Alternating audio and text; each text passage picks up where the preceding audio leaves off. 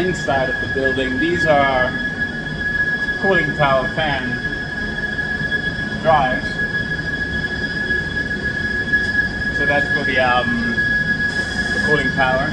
We also have the two units, and here they are. This is one of the units. These are the full outdoor air unit to serve the hallway of the site and the other spaces. We also have some VFDs here, the exhaust fans. And to the right, of course, those are our compressors. There is another unit,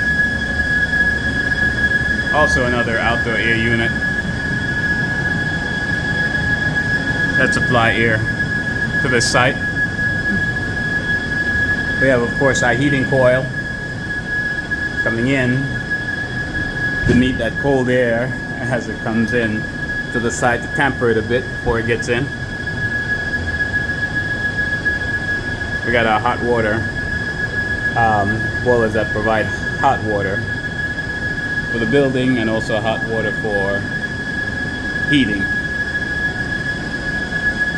the air that comes in as well. Here we go. And the other coil, of course, on this unit is on the other side. There we go.